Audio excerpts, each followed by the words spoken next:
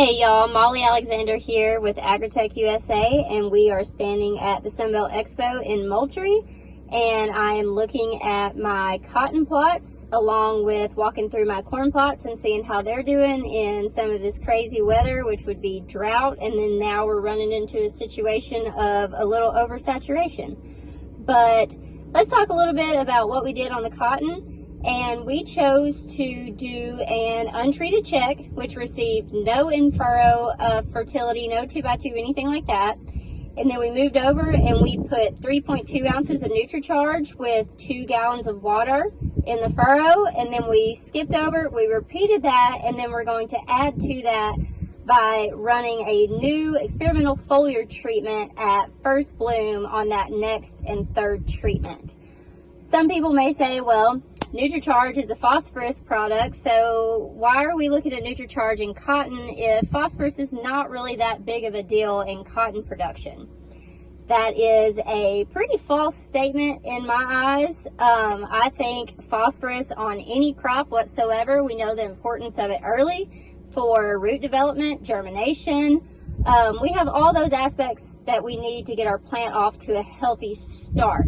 But let's expound on what NutriCharge actually does, and that is, as a polymer, it actually holds on to cations until the plant actively needs them. So when we look at cations, what are we referring to?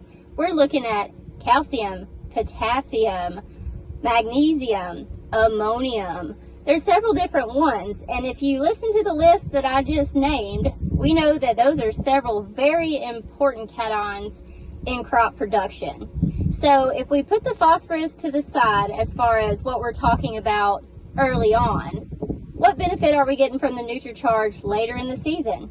Well, we mentioned calcium. So calcium is responsible for cell wall and cell membrane production. It's also key in environmental responses. So I told you that we've gone through a drought here in Georgia, and then now here at Moultrie, we're running into kind of an oversaturation. So we've gone from one extreme to the next. So calcium helps the plant with those environmental responses. If we have a calcium deficiency, we run into really poor fiber quality, low yields, and that's reduced fruit production. So by using NutriCharge, we're actually freeing up more available calcium in the soil for the plant to have availability to take it up. And so we also free it up, but then we hang on to it too for when the plant needs it. So that's benefit number 2, because we remember phosphorus is number 1. If we move on down the list to potassium, potassium is majorly important in cotton production. If we have a potassium deficiency, that cotton will very, very likely never catch up and get to its high yield producing potential.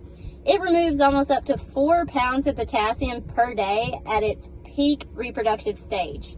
So potassium is incredibly important. It's literally second only to nitrogen in importance for growing cotton. So why is it important? Well, first off, fiber quality. So if we don't have good fiber quality and a good lint, we have no yield. That's the first correlation. Second one, boll development, of course. We need good, strong bolls. We need the plant to hang on to those bolls, because we can produce the best cotton in the world, but if it drops the bolls when it comes time to planting, we have no yield. And then the most important part is water use. So it facilitates osmosis and diffusion, and that's what moves the water to and from the plant. And if we know when water's moving, nutrients are moving. So potassium is incredibly important on a fruiting crop such as cotton.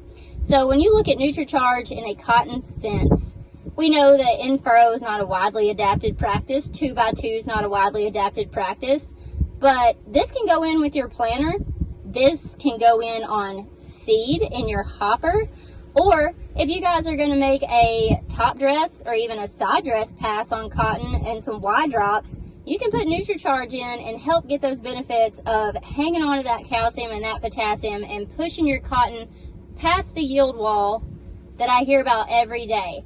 Cotton growers are constantly asking, what can we do to break the yield wall on cotton, aside from potentially going with that heavy in-furrow or 2x2 dose, because we all know cottonseed is extremely sensitive. So those guys aren't necessarily willing to take the risk but they are starting to look at different ways to bust that yield wall down.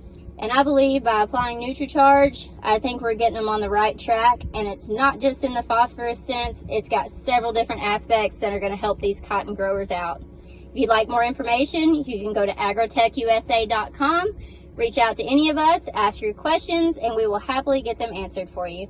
I'm Molly Alexander, and thank you for checking out my cotton today at the Sunbelt Expo.